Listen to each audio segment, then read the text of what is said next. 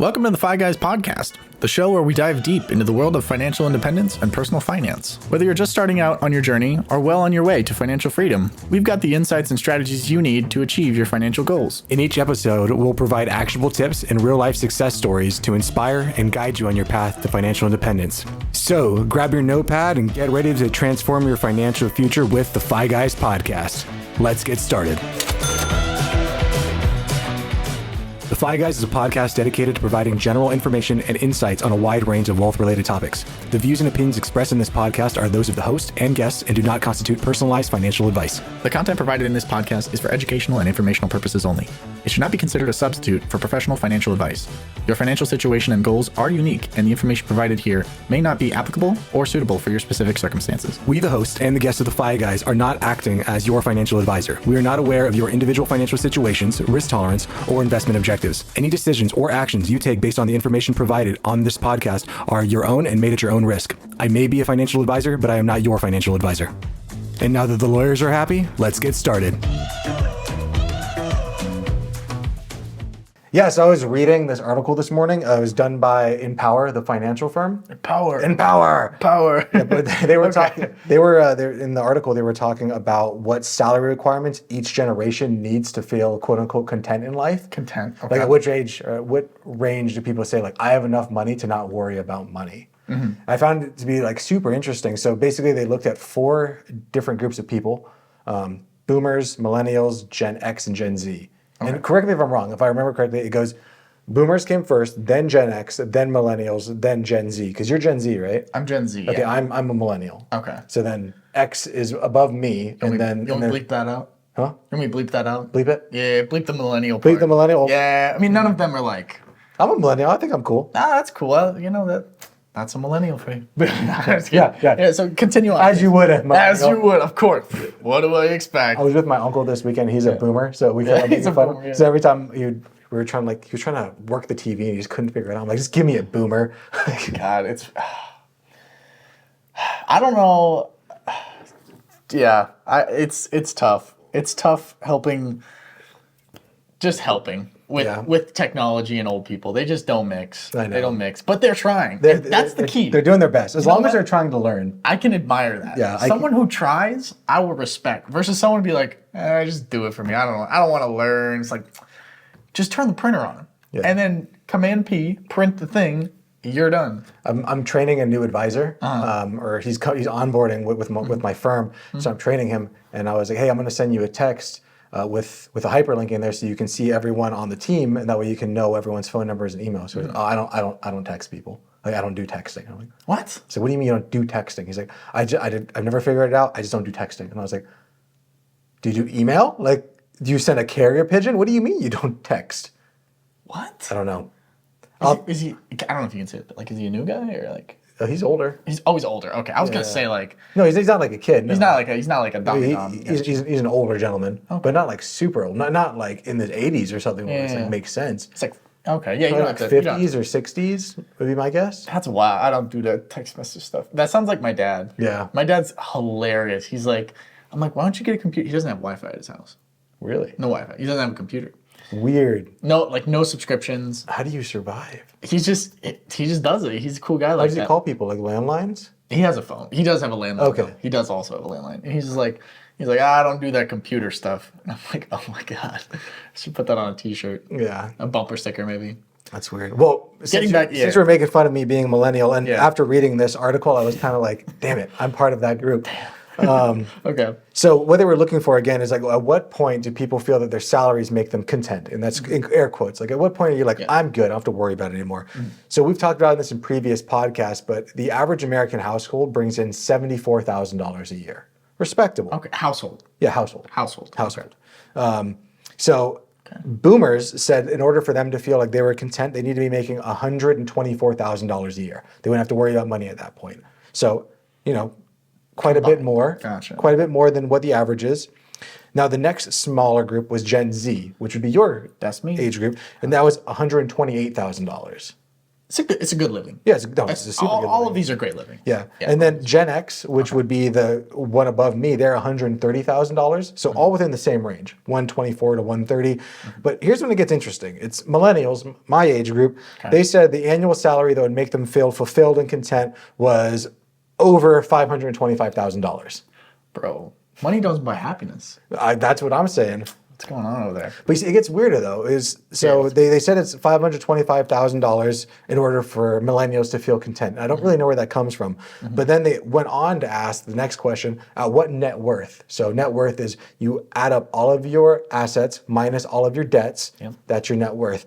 Millennials said in order for them to feel content, they only need $1.7 million of net worth, which is really only 3 times It's nothing. their annual income. No, $1.7 million. It's a lot. Is a lot of but money. in comparison to like wanting to make 500 to be content. What? Yeah, so they want to make over $500,000 a year, but they only need just over $1.5 million to be like, I'm good. I've reached financial. I am fine. I am fine. I fied. I just fied. So if that was the case, and they are spending that $525,000 a year, that's their hope. Then basically, once they reach their number for FI, they're going to be able to make it for 3 years. Oh, you know what's interesting though? It's like, but then once they reach FI, they won't be content. And that's the idea of the hedonic treadmill, right? Yeah. And that's where it's so hard. Is that it has nothing to do. I've been workshopping this thought for a while, and I'm going to say it, and it might not hit, but this is what I'm trying to think of. It's reaching FI has nothing to do with a number. It has to do with a mindset. Like right now, I have a large number to be FI, but I am not FI in terms of the number right now, but I'm close. Yeah. But I feel financially independent because I get to do things now that have nothing to do with the money. Yeah. I get to live my life based off of what I want to live my life. If I was making no money, even if I was making money, like I would do the exact same thing. It's like if you came in and said, Chris, like, here's $10 million, I would continue doing exactly what I'm doing. Yeah. You'd still do your cold plunge. Shout out to the cold plunge. Shout out to the cold plunge. Yeah. I would still do my cold plunge. I still go to jiu-jitsu. I would still do this podcast with you. I would still do as best as I can to work with the clients that I have in order to try to make them in a better situation and continue to work with the advisors who are trying to also bring good into this world. Like that, I don't think anything would change. I love that. Yeah, and that's the mark of someone who's fulfilled, someone who loves their job. If you would do it for free, or if you had $10 million and you didn't need to work, would you still be doing it? Most people, not so much. Yeah. But that's what we all strive to. Yeah, because like we said, to retire is to expire, right? And too many people believe, oh, once I reach financial independence, I'm good. And like, I'll just sit on a beach for the rest of my life. I've done that before. And like, it's fun for a few weeks, but it gets boring. It's so boring. Yeah, after a while, you're like, I need something. And having that engagement of like, I need to pursue a passion, grow a business, doing stuff like that. That's why there's people like Elon Musk who are just constantly like pursuing this passion because they're trying to scratch that itch of that hedonic treadmill where people for FI are just trying to reach that financial independence. Absolutely. He's already reached that 10 times over, but now he's still trying to, I feel he's trying to strive to see like, at what point do I feel fulfilled? How many businesses do I need to start? How much do I need to do? Absolutely. And like what you were saying with to retire is to expire, I believe that like you should never retire from learning. Oh no, definitely. And that's the key because you could work a job that just doesn't challenge you mentally. It's just like very monotonous, same thing, punch in, punch out, nothing like that. But if you have a job that's constantly challenging you, your mind's gonna stay young. Yep. You know, that's why like a lot of these like business people in New York who are still working, they're like 80. Yeah. They're sharp as a tack because they have to be. Yeah, look at Warren Buffett and Charlie Munger. They're in their 90s and they're both like smarter than I am in my 30s. Yeah. And they're sharp. They're all there. They're not like, just they're cohesive. Yeah. Yeah. I'm trying not to be mean, and I'm thinking of one person in particular. But yeah, to retire is to expire, but you got to keep the mind active. And for us, education is not a one-time thing. It's not a college thing. It's not a grade school. It's not a high school thing. It's a lifelong thing. Yeah, and I think that's a perfect segue to kind of go into the episode. So, guys, thank you for listening in. Welcome to the FI Guys. In today's episode, we'll be delving into the fascinating world of higher education and the importance of engaging in a lifelong learning pursuit, as Dom just talked about. So, please join us as we explore the nuances of making informed decisions about education, maximizing returns, and embracing continuous learning throughout life. Absolutely. With that being said, let's get into segment 1. When is college When is college not like? Is it worth it? Sometimes it's worth it. Sometimes it's not worth it.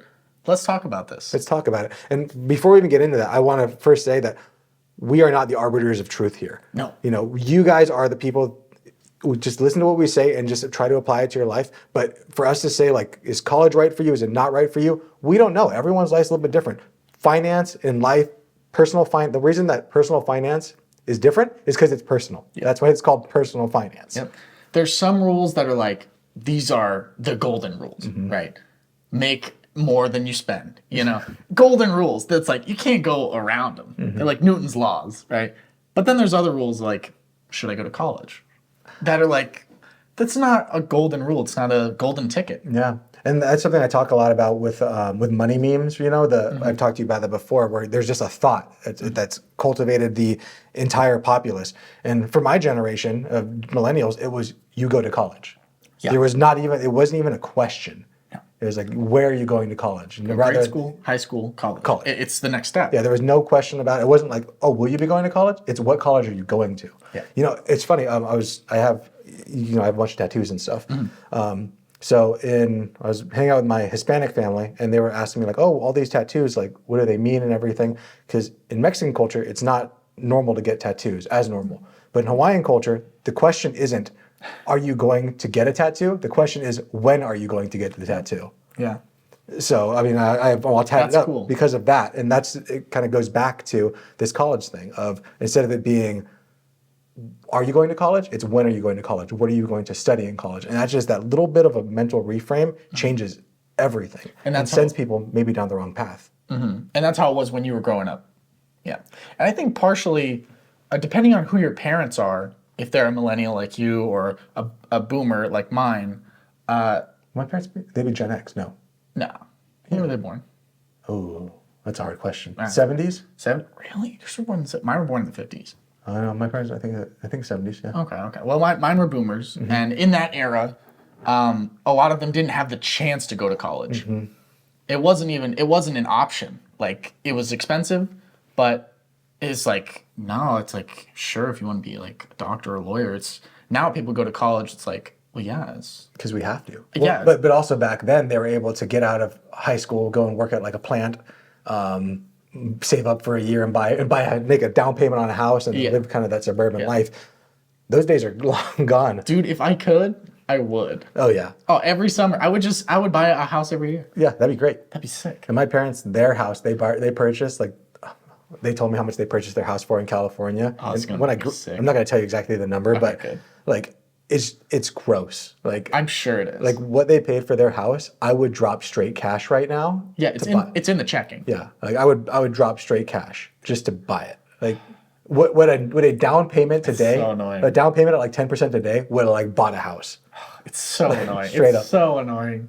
I love that though. I'm happy for them. It's like, damn. Me too. But it does change things, right? Of like, where older boomers and X are going to tell people like, oh, just invest in real estate. That's what they did, and it worked out for them. But for us in our generation, as times change, we need to adapt with the change, and we need to keep up our knowledge in order to make sure that we're not just falling into the money memes of this is what things are. Credit card bad. Yeah. Yeah, you got to continuously change your strategy based on what is on the board. And what is on the board is basically like, we're talking interest rates, we're talking the price of things, we're talking about the income, the debt, all that stuff. Yep, including yourself, where you are right now in that journey. But going back to college and talking about that, according to the Bureau of Labor Statistics, 70% of people between the age of 16 and 24 who are high school graduates are currently enrolled in college.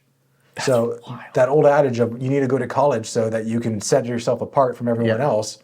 Well, guess what? 70%. Everybody's at college. Everyone's at college. Yeah. In fact, the 30% that didn't go to college, they might actually be in a better situation. We'll talk about that more in a little bit. But a little bit about tuition. So tuition costs, how much you have to pay for college, that has actually been rising at a rate of 8% on average per year. Oof. Yeah. That's compounded. That's not simple interest. That's not simple interest? Yeah. While general inflation has been historically 3 to 4% over the last 50 years. Yeah, averaged out. Yeah, but 8% there is... That's rough. Double. Sounds like a lot of student loan debt. Yeah, and there's another scary statistic. So the most recent on it was at the end of 2022, we found that student loan debt for undergrads, just for undergrads, the first 4 years, not graduate school, reached $1.7 trillion. Trillion with a T. Good Lord. I thought the Halloween podcast was like weeks ago. You don't need to scare me like that. Right. This is wild. And what that means on average is most individuals, and remember, this is just an average. This is an average, and this is only for undergrad. This is not graduate school loans where things get a lot scarier. The average student loan balance is just under $38,000. Oh. So imagine you went to school, you're told, go to college, get a good degree, do all this stuff. And then you come out of school, you've now delayed your life, you're what, 22, 23, something like that? Yeah. And now you're not even starting at zero. No, you're starting in the negative. You're starting at negative 40. Yeah. And hopefully the piece of paper you've got balances it out. Hopefully. Hopefully. Damn, segment 1 was scary. It is. And I'm not anti-college. We both went to college. Yeah, we both went to And college. if I could do it again, I might change it. But I don't regret the decision I made. But I do wish that there was someone there to tell me that it didn't have to be that way. I could have made a conscious choice and set myself up on a different path had I wanted to. But for me, there wasn't even a thought. No, I think that's one thing that's like super scary. You're a senior in high school or, something like that, where it's like, you don't have a choice. Like, this is what you're going to do. And it's like, no, just take a step back. Guess what? It's still going to be there. It's still going to be there. Like, options are on the table. You don't have to go to college right away. You don't even have to go to college. You can go to trade school. You don't have to have your life figured out. You don't have to take on potentially $100,000 of debt or more or less just to get an education, just to see just to have that magic piece of paper that sets you apart, quote unquote, from everyone else that also has that magic piece of paper. Because it's a really eerie feeling when you get out of school and you're 10 years out of school, right? And 10 years out of college, and you still have college debt. Oh, yeah. That's a scary place to be, plus the interest. And then it's like, oh, things are coming up on the horizon. You're going to have kids. You're going to get married. Getting married is very expensive. And these bills are adding up and expenses are adding up. And historically, you couldn't even get rid of student debt through bankruptcy. No, that's true. Yep. That's true. Don't try it. Don't try that. It's not going to work. Well, since we're keeping on the subject, there is a thing going through Congress right now that Biden's trying to pass in order to allow people to get rid of their student loans through declaring bankruptcy. Not that I'm saying that's a good option. That's a terrible option. I mean, it's not a bad option. But imagine if you're like $400,000 in debt, you're that person that's constantly trying to pay it off and you just can't. It could be a good option to be able to declare that way. What if you like went to school? This is educational. This is comedic. Don't take my advice. Don't sue me. What if you like went to school, got like whatever big degree you wanted, had your experience, and then declared bankruptcy. And then declared bankruptcy right there, because then it's on your record for like 7 years? 10 years. 10 years? But okay. I've thought about that, and I think that's the reason that this has never been brought up to. It's been brought up to Congress before, but it's never been serious. It's always been like, okay, and when they smack it down. Yeah. But now it's like actually kind of getting some leg behind it. So we'll see. I think that's one of the main reasons that they never done it, is because they're afraid of people doing that. Yeah. Because remember, when you manage at scale, you have to manage to the worst person. Yeah. Yeah, you're right. Yeah, that's fair. That's fair. But you brought up a really good point a second ago of, is college maybe right for you? I'm not the person to say yes or no, but there are other options. And that's what we're just trying to get across here. There are other options like trade school. Yeah. Do you remember Mike Rowe? Tell me about it. Remember that show Dirty Jobs on Yeah, there Discovery we Channel go. Dirty back Jobs. in the day? Yes. So I really like Mike Rowe. He's a great author. He's actually a really funny comedian too. Really? Yeah, he has man of many trades. The man of many trades. But he has a great quote that I love, is that America is lending money it doesn't have to kids who can't pay it back to train them for jobs that will no longer exist when they're ready. Interesting. So it's true. It is true. And scary. So, I mean, this just kind of shows the difference of the dichotomy of going to college, for 4 years, 5 years, 6 years, 10 years, however long you go to college for, coming out being on average $40,000 in the hole, or deciding to go to a trade school where right out of high school you can start making money, and actually some pretty good money too. Yeah. I mean, look at dental hygienists, plumbers, electricians, mechanics, handymen.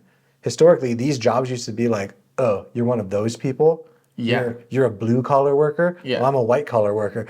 We're above you. Yeah, we're above you. But nowadays, after the advent of like ChatGPT, you start to see that, all the white collar people that went to college to get this like great education, replaced. they're getting replaced by a piece of software that is amazing. Yeah. Where the plumbers, the electricians, the mechanics, the handymans are basically now like, it's open season and they can name their price. Exactly. Yeah. I mean, I can't chat GPT, how to change my oil. You can chat GPT how to change your oil, but when it actually comes to getting your hand in there. Yeah, I can't pay it to do it for me. Yeah. Yeah. No, that's 100%.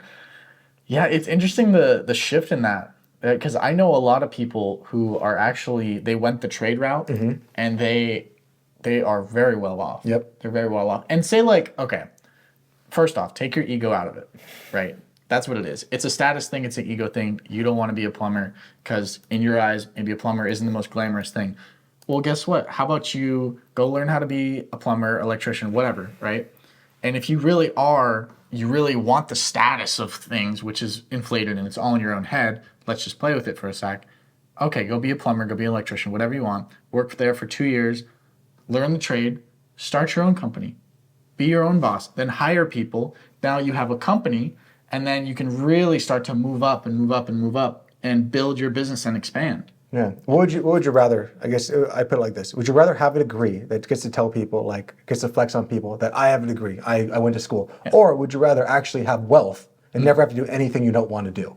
Exactly. Yeah, I would prefer the wealth. I prefer the wealth too. Plus, it's like, I know for Chris and I, it's like, we're not trying to impress anyone. I don't care what people think. We don't care at all. No. We literally do not care. No. Sometimes in the comments, they kind of hurt a little bit, but then it's just like, man.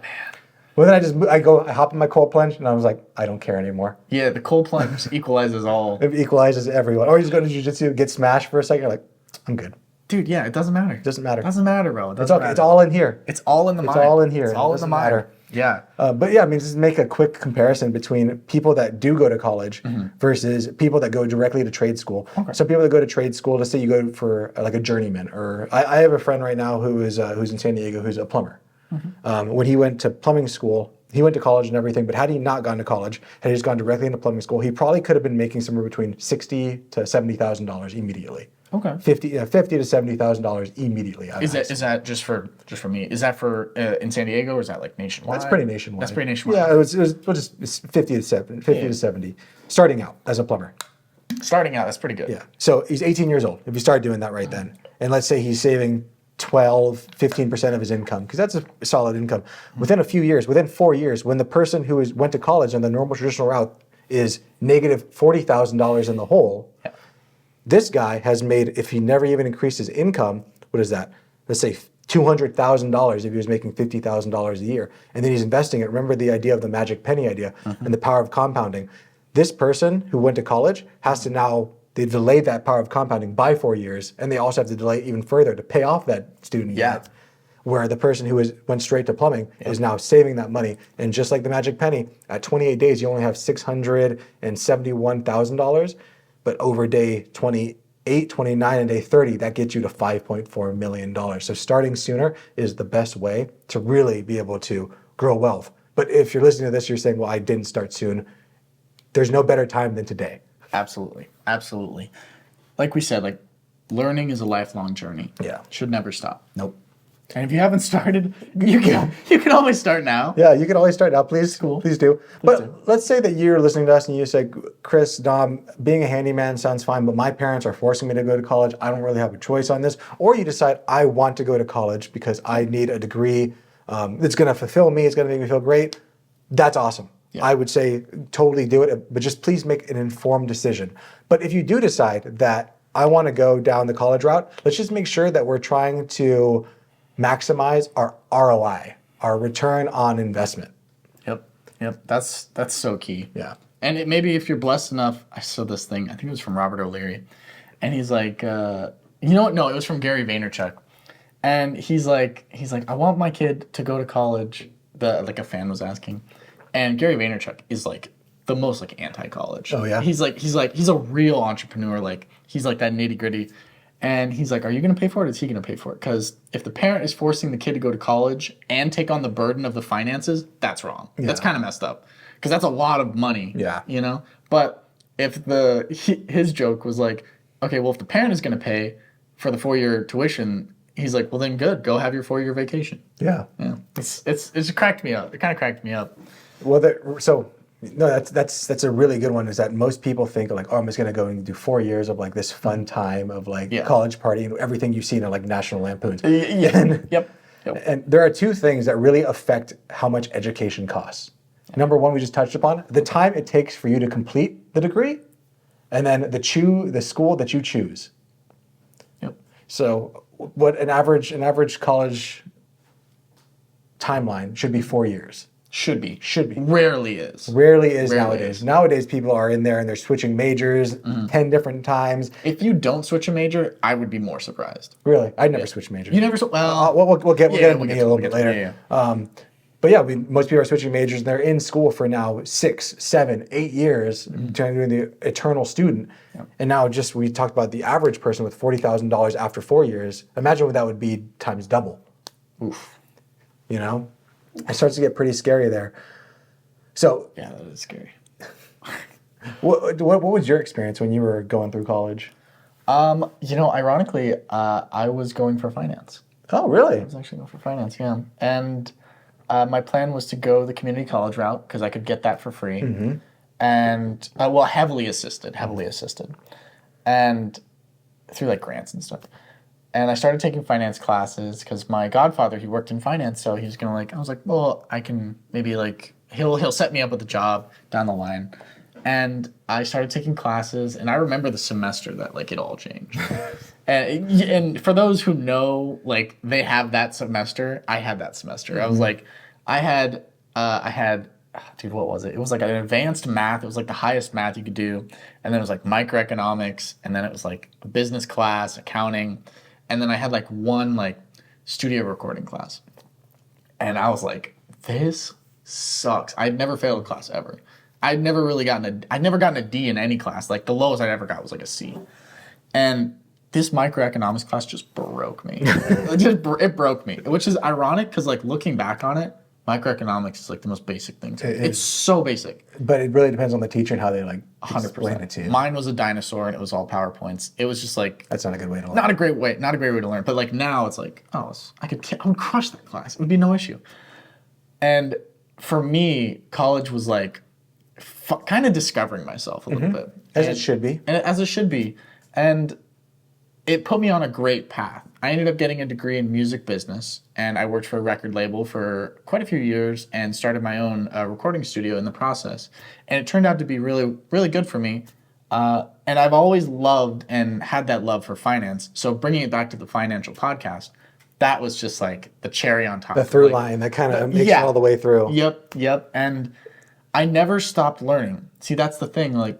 Just because I didn't get a degree in finance doesn't mean I don't know anything about finance. I've been investing in the stock market since I was 15. I've been working with my dad with real estate investing for forever. I love investing. All the podcasts I watch, all the videos I watch, all the books I read. Not all, but most of them. All investing. All of most. All of most. And it's so important to me that, and I'm going to harp on it all podcasts long, that if you love something, learn about it and embrace it. And you got to just be around it more. Yeah. Because if you're brand new to finance, you're not going to do anything in finance. You're not going to invest or whatever because it's scary because you're new to it. It's just like you were saying off the podcast before. It's if I was to go into jiu-jitsu right now, I'd be really scared because I've never done it. And doing anything for the first time is very scary. But the more you acclimate yourself to that environment, reading more finance books, listening to the podcast, our financial podcast, just engulfing yourself in this world, you're going to be way more prepared to just make a decision. And that's what happened. That's what ended up happening for me, is I just never stopped learning about finance. And now I feel And now you're a co-host. Now I'm co-host. The FI Guys. I'm a all FI about guy. finance. Exactly. I'm a FI guy. You got to do it, bro, Whoa. You're crazy. It's not if, it's when, brother. That's awesome. Damn, I want to get a FI tattoo now. Go for it, right on your forehead. Dude, yep. I'm a FI guy.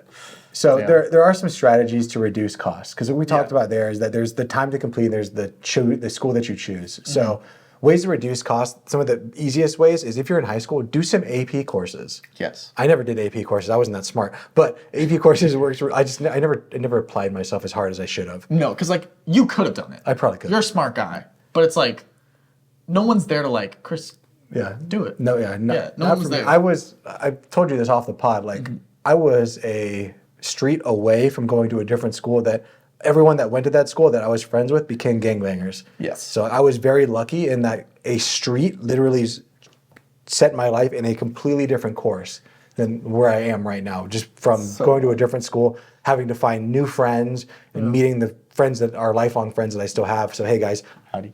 What? Thanks for listening. But that it's just crazy how just that one little decision that wasn't even a decision. It was pure luck. Pure luck. Of where my street happened to be and where my dad happened to be driving for work for when he was going to Camp Pendleton. Like this way was easier for him to go to drop me off there than to go the other way. Yeah, that's amazing. It's just crazy. But so AP courses if you're in high school is a good way to start getting some college credits. Another good one is the college level examination program. So CLEP tests. Those are a really good way to get some college courses underneath your belt already, or get some credits already assigned to you saying like, oh, you've already passed these courses. For me, I actually tested so high in math in these that I never had to take another math class in all of college. Perfect. Or maybe there's like, I had to take like one class in my first semester. That's how and then my English and everything else was terrible. But my math was really good. So much English, yeah. You can also do dual enrollment classes. That's what I did in high school. I did a lot of dual enrollment, and I had like 16 or 20 credits. I had a lot of credits in high school. And then the other one that we both touched upon was community college.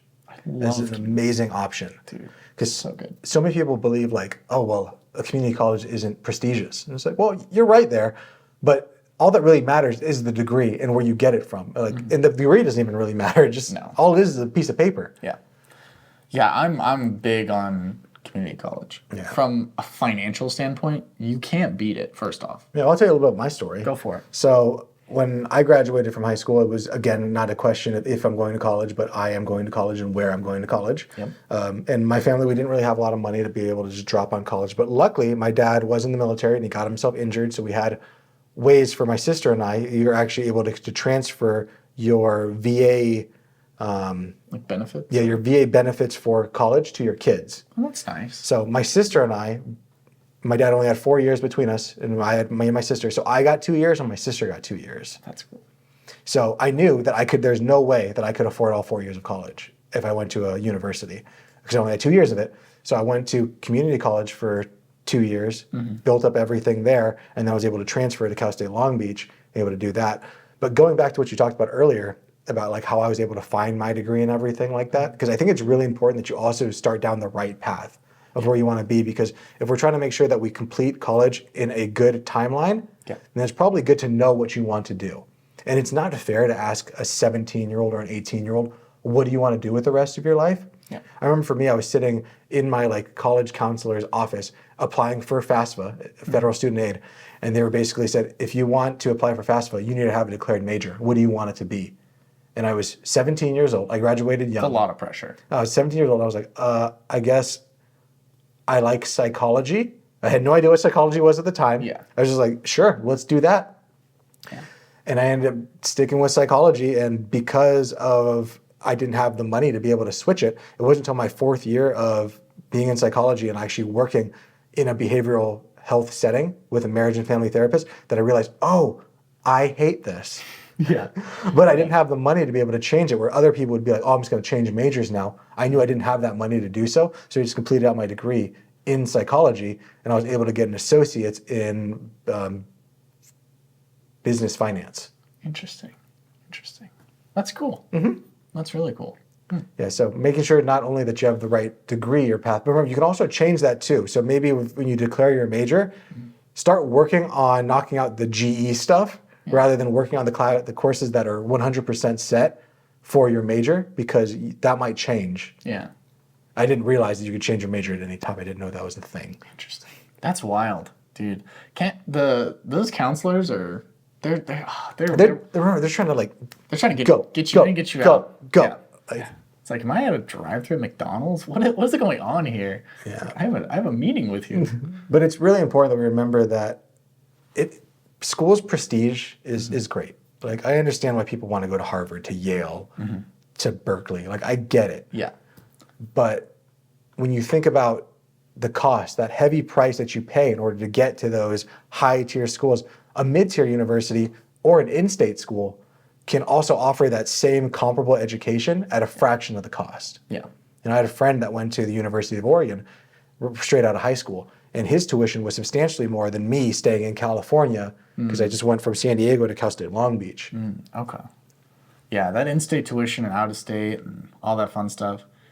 The college system is a wild system. It's really weird. It's pretty weird, so that's why you got to really pay attention and just, maximize your ROI. Yeah, and what does it come down to? It just comes down to intention. Like Absolutely. all things in like finance, like everything that we're kind of talking about, it has nothing to do with you having this crazy thing. It has nothing to do with what's in between your brain. It has to do with the systems and the habits. That's 80 to 90% of being successful in life is your systems and your habits, not the knowledge that you have.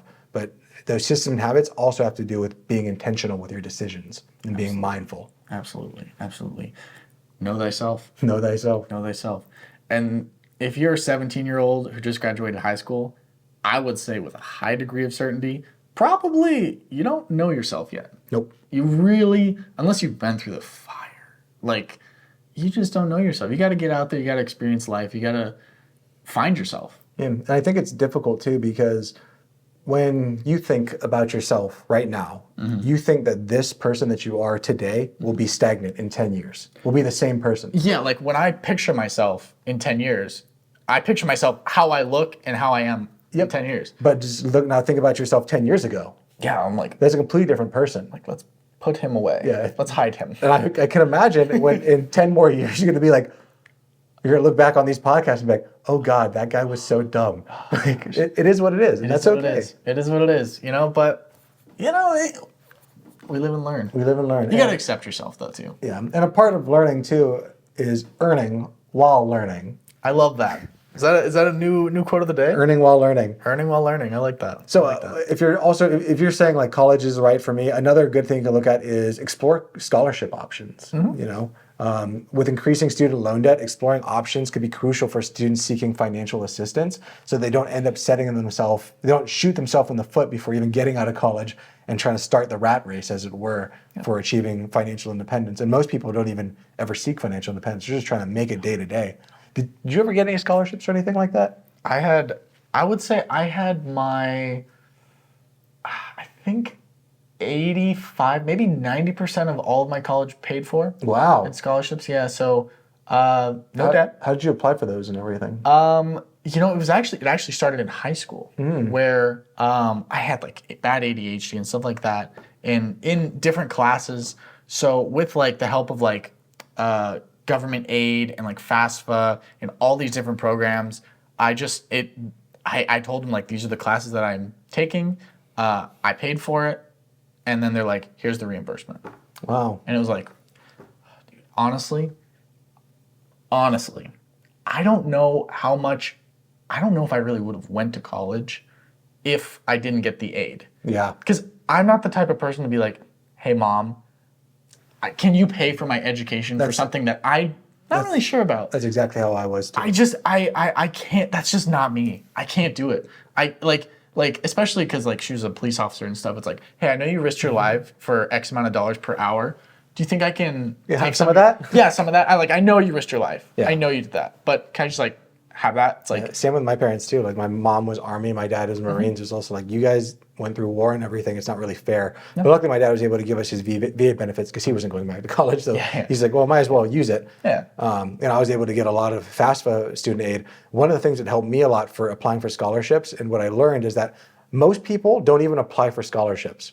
So what I did is I went ahead and wrote up, and majority of scholarship, like the prompts that they ask you to write about are the exact same They're thing the same, amongst a bunch of different ones. So all I did is I just wrote out one time a letter, and then I was able to just do Control F, and I would just change the place or where I was sending it to. So rather than like, Dear FAFSA board, it'd be like, Dear Palomar board or whatever.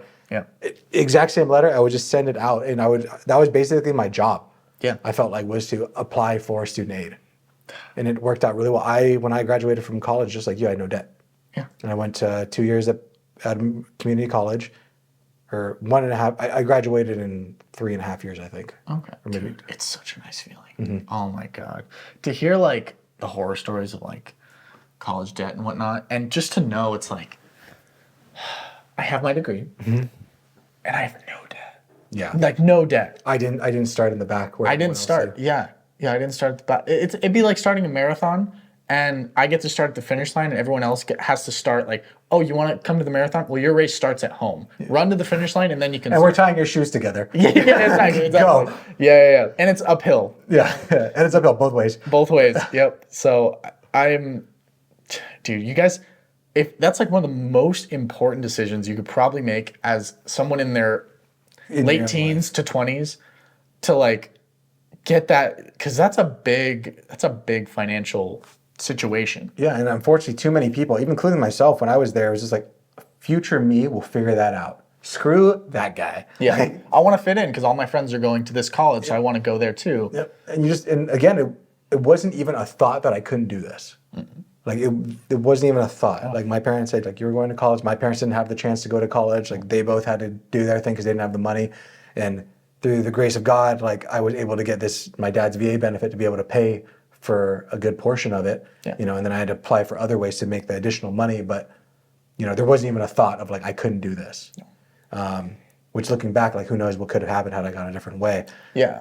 But let's get back to earning while learning. Mm-hmm. So there are some other ways if you are going to go to college to continue. There's some strategies to earn money while you're learning, and maybe even reducing your tuition costs. Okay.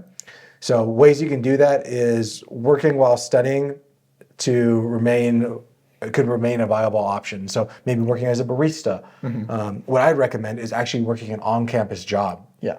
Because often you work an on-campus job. They also understand the hours that you have to put into school. Yeah. So they're a lot more lenient on those type of things. And sometimes they'll even give you college reimbursement credits for how much money you get. Mm-hmm. Or even I had a friend that was a college RA, so a resident advisor, I think is what it is. So basically, she got her room and board at the college for free. That's nice. So she got to have her own dorm room in the college, and it was for free for her, and they also paid her on top of that she was able to put towards her food and towards her loans. Mm-hmm. And all she had to do is basically like look over a bunch of 18-year-olds, which is, in hindsight, not easy to do. It's not it's not easy. It's not easy. It's not easy. But it was really, really cool. And that opportunity was very helpful to help her offset the costs of school. Mm-hmm. Just imagine going to school without having to pay for student loans or having to pay for housing. That's pretty nice. Yeah. And like for me, what I did is we ended up, there were some other guys that I happened to know. There was a gal that I knew in high school whose brother was going to Long Beach, mm-hmm. And he was older than me. So I met up with him and his friend, and they were roommates already. And then we ended up getting a house out in the suburbs. Perfect. Where we all just kind of stayed in. We called it the Ghetto Palace because it was a nice house in the ghetto. Nice. And we had 4 guys in the house, and we constantly rotated. And that's actually how I got to the point where I told you before, where I was in charge of the house, and everyone was paying me, and then I was paying the landlord. Yeah, the house hacking with the credit card hacking. Yep, with the credit card hacking. Yep, that's how that all kind of started. But it's kind of funny how so much of life is like serendipity and just pure luck. Like even me going to a different high school that set my life in trajectory had nothing to do with the conscious decision I made. It was just life and just kind of continuing to play the game long enough. I know. It's crazy. And there's also like jobs that you can take. And weirdly enough, like even I think Uber, which is something that's like, it's not a 9 to 5. Like it's not super structured. Like you drive your own car and your own hours. I'm sure you have to work a number of hours, number of weeks there, whatever. They'll help you with tuition reimbursement. They will? I've heard that Uber does that. I know that Starbucks is really good. Starbucks is really good. Really good about that, and I think McDonald's actually does it too. There's a few, there's definitely a few. Yeah, but I mean, for gig economy stuff, like if you don't want to work like a full-time or half-time job where you're having to like dedicate those times and hours, that's an amazing way to do it. We have a gal who comes to our house to watch our dogs through Rover, and we pay her buku bucks to watch our dogs when we're not here. Yeah. And basically, like, we pay her to come and stay in my house, which is a nice house. It's nice, yeah. Like, she gets to stay in here, stay in one of my guest bedrooms, and just hang out with my dogs. And I pay her upwards of, like, $120 a day. No kidding. Yeah. That's wild. Just to hang out with my animals and, like, watch my house and just, like, feed them, walk them, spend time with my animals while I'm on vacation. That's crazy. Mm-hmm. That's so interesting. I hate it. I know. I hate it. I don't like people in my house. I'm gonna be honest with you. Unless you're like a friend. Unless it's you, like you're a friend. Like Yeah, but Yeah. we're very cautious on like the people that we bring in. So like Yeah. we interview them like twice, and then we actually have them like come over and watch the dogs while we're not like really far away. We'll go like to Scottsdale or something for a day. But yeah, because when you send dogs to and animals to like daycares, there's a few things that happen. Number one, they get sick, they get like kennel cough, stuff like that. Yeah. Number two is they pick up really bad habits from other dogs. Okay, true. Yeah, and I don't want that. That's true. Yeah. Like my dog Leilani, you notice she barks a lot. She does bark. She never learned that until we sent her to a. No kidding. She was really quiet as a puppy, and we sent her to like a place, and then she learned to bark. Interesting. Yep. Interesting. And they're really expensive. Yeah. They're really expensive. Yeah, I don't know if it's cheaper or not to have. We have 4 animals, so I'm sure it probably costs the same so amount much to have cheaper. her just come and stay at my house. So much cheaper. And I know that my house is being watched after when I'm gone too. Yeah. Exactly. So, 2 birds. 2 birds, 1 stone. What are we talking about? I have no idea. No. I don't know. Something about dogs, something about pet sitting. But we're talking about the gig economy. Yeah, but I say we move on from college. Yes. Because once you graduate from formal education, that's really just the start of learning on your journey towards achieving financial independence and achieving a good life that you finally feel fulfilled in. Absolutely. Like I always said, like my education started after the 18 years I took. Yep. My education started when I was Once I graduated. when I was 21 and finished college. Yep, absolutely. That's when it actually started. Literally everything I've learned of value has come after college. Yeah. I would say that like I learned really good foundations in college and maybe concepts that I wasn't ready for at the time. Yeah. But everything that I've learned since then, I've moved on, has been exploring things that I'm just passionate about. And those passions have eventually ballooned into being about finance, about getting licenses, about running this podcast, about being a financial advisor, were all things that I learned after college. Yeah. And I was able to meld that with my degree of psychology and be able to work on the money mindset and actually taking that psychology of money aspect where most advisors just focus on the finance because that's all they know is the finance. So that kind of comes down to building your talent stack, right? Yep. And it's the aggregation of marginal gains. Sir David Brailsford, he's the former president and director of British Cycling. He talks about just that makes you invaluable. It's not going from 0 to 100. It's 1% improvements every day, trying to learn a little bit more, a little bit more, a little bit more. Yep. That's going to separate you from literally everyone else in the world because you have a talent stack that no one else has. Yeah. Because you just have that degree. 70% of other people in your age group have that degree. Yeah. But if Everybody you has have- a degree. But if you have knowledge in finance, video editing, recording stuff, Communications, public speaking, Yeah. all these types of things, lifeguard, like all these weird things that I have. Yeah. That's the only thing that separates me from other people is be Yeah. able to bring that. Plenty of people have finance degrees, but they're not Chris. That's true. I don't even have a finance degree. I guess I have an associates in finance, Yeah. but yeah, I don't have a full full degree. Yeah. Getting back into it.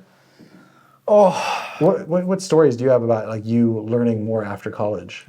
Most of my knowledge has come from books. And it's crazy how much knowledge is in books. Like if you took how much you spent on a degree and you, like let's say 40,000, whatever, and you spent $40,000 on books, you would be unbeatable. If you took the principles from $40,000 worth of books and really like took them in, you could be president. You could take over a nation. And the nice thing is, from those 40, let's say you bought, I don't know, with $40,000, you can probably buy Damn near every book. a bunch of books. Yeah. But even if you don't implement every single aspect from each one of those books, what I like to do whenever I read a book or listen to a podcast is take one thing, one actionable thing that I can apply to my life. Yep. And sometimes I reread books. Oh, I read books all the time. All the time. There's an old Stoic philosophy of you never step into the same river twice. And people, you can look at that and say, okay, well, because the river always changes, like obviously you can't step into the river twice, rocks move, water currents move. But if you take it to a deeper level, you never step into the same river twice because you fundamentally are a different person when you step back into that river. So when you read a book once, you might be able to pick up on things for the first time that apply to your life then. But when you reread the book, you're going to find things that you read through the first time that never made sense to you, but now it does. So I reread Marcus Aurelius' Meditations once a year. And every time I do, I find new things where it's like, whoa, this was in here last time. And I just kind of glossed over it. Now when I listen to it again, it's like, oh my goodness. Now it has context. Now to it my has life. context to my life, and it just makes complete sense. Yeah. I think staying committed on the path of learning is the best skill you could ever have. Yep. Constantly be learning. That is going to help you in every area of life. Yeah, I can't think of anything that, and that's one thing that like frustrates me is that there's so much knowledge out there that I can't have. Yeah. Or not yet, and I don't have it yet. Yeah. So I'm just constantly seeking. That's what waking me every day when I wake up. I what am I going to learn today? It's going to be super cool. You know, I start my crazy day of waking up at 4, getting to the cold plunge, listening to audiobooks and at 4 times speed. Yeah. And I just sit there like I'm in the Matrix, taking information. I love that. I love that. I love that. But there's a lot of free resources out there as well. There are so many free resources, and if you're, there's a bunch of free resources. We're talking on a free resource right now. Yeah, so you can listen to podcasts, you can go to YouTube. Be cautious a little bit with those too, because sometimes you can find bad information. So a good place I like is audiobooks, or find like actual professionals who have stuff like myself. I'm an actual professional, so I'm not just some guy. Yeah. Audiobooks is a really good one. Masterclass, we've talked about Masterclass before. It's a good one. There's online platforms, community center or local community centers. A big one that I love is the library. Yeah. It is free. Can you get audiobooks from the library? You can go actually get them on little CDs and whatnot back in the day. But the best way, what I do is I have my library card from the city of Peoria, and then I download on my phone Libby and Hoopla. Libby, Libby, Hoopla, Hoopla. Okay. You can download both of those. You put in your library card information, and it gives you access to all the digital versions of a bunch of books and a bunch of audiobooks. So I have an endless library of things that I want to listen to, and I just don't have the time to listen to all of them. Yeah. So like that plus podcast keeps me very busy. Yeah. There's so much knowledge out there to be had. Yeah. Another great resource is there's a free, massive, open online course called MOOCs. How do you spell that? MOOCs, but you can basically go to classcentral.com. Oh, okay. Classcentral.com, and you can actually watch the top professors from Yale, Harvard, Stanford, Berkeley, all the other ones. Yeah. You can go out there and watch their courses. People pay tens of thousands of dollars to sit in on these courses to be able to learn from these people. They're available for free online to you. If you just go to classcentral.com, there's a search bar saying, what do you want to learn about? You put anything, finance, psychology, biology, botany, and it'll pull up a myriad of different courses that you can just sit there and click through and watch them on 1 time speed, 2 time speed, whatever you want. Yeah. 0.5 speed, whatever you want. Whatever you want. Whatever you want, whatever you tasted. And another good one too is some employers actually sponsor tuition assistance programs. I mean, that's how I got my degree, and that's how I got my licenses for finance, is I worked for a place that paid for it. Paid for me to go to school and get the education on that. Yeah, to them it's worth it. We pay for your education. You come work for us. Yep, you work for us and you bring in more money. Yeah, yeah. It's a win-win. Yeah. It's a win-win. Yeah. So I just think it's so important to stay committed to the path of lifelong learning and Absolutely. just learn to love the process. Yeah. I like that saying, embrace the suck. But here, like learning doesn't suck. It's so fun, but you have to learn to embrace the not knowing and be willing to have your cup filled up every day by new knowledge. There's so many interesting things out there. I think for me, it's one of those things that I need to take a step back and start journaling again. And in that journal, say like, what did I learn today? Because I feel like sometimes days go by where it's like, obviously I'm gaining new knowledge, but am I holding it? That's something I worry about all the time. How much knowledge have I lost? Yeah. But it's just really important. I mean, one of the drivers for me is just the hunger to continue to see how all things are interconnected. Because from studying philosophy of Buddhism and Stoicism, I realized like, oh, these two are the same, or basically the same thing. Then I was able to equate that to finance. Like it's the same thing, and then you keep on trying to find all these things that they're all connected. Yeah, it's like that Miyamoto Musashi quote: "If you know the way broadly, you will see it in everything." That's amazing. I love that quote. That's a cool quote from a cool guy. From a cool guy. From a cool guy. From a samurai. A samurai, real guy, real samurai. So today we talked a lot about education, lifelong learning, higher education, and then most importantly, the pursuit that once you finish your degree or your high school diploma, that's just the start of this game. You have to continue to learn every day. You have to learn to love that process. And this is the amazing part about it. When you're in school, you're being it's being imposed on you. This is what you will learn. Yeah. Once you get out, it's what do I want to learn? Yeah. So start wherever you want, whatever your interests are. If you want to learn how to make a thumbnail, go on YouTube. Learn how to do that. Yeah. I mean, I can't think of how many different skills I've learned in just the past few months of starting this podcast. Dude, same. It's been crazy. Same. Like, not even like just with the podcast, just like with like the side hustle stuff we've talked about. Like, I've learned how to like start a business online. I've learned how to like build more websites, build ads, like run ads, like optimizing ads, and like all this like crazy stuff. Not to mention like, oh wow, it's you know what's really cool? This is like one of my favorite things. When you're learning something you want to learn, and it provides you with something in return. Like, it's not like, oh, I'm learning about like X. That's just for my enjoyment. It's like, no, I'm learning about stuff right now that can bring me money in the future. Or like when I go to the gym, I love the gym these days. I'm like learning how to better like train, and it's like, oh man, it's so exciting. And me learning that, I'm getting back a better, healthier version of myself. And I love doing things.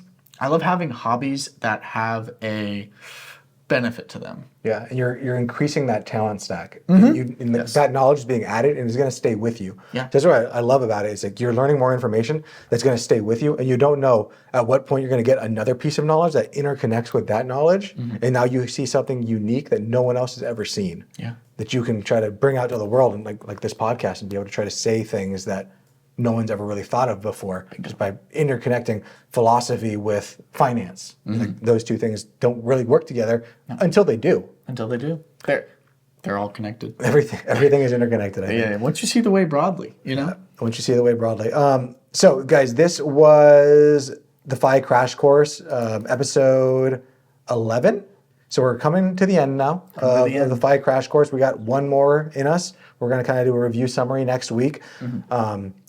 But action step of this week. If you are still in high school, you haven't gone to college yet, I would like you guys to look into different ways that you can start, or maybe look into a trade school. Look into that as an option. If you're already in college right now, let's look into some options that we can lower the cost for yourself and set yourself up for the rest of your life. And if you're not already enrolled in dual credit classes, do that. Do that. 100%.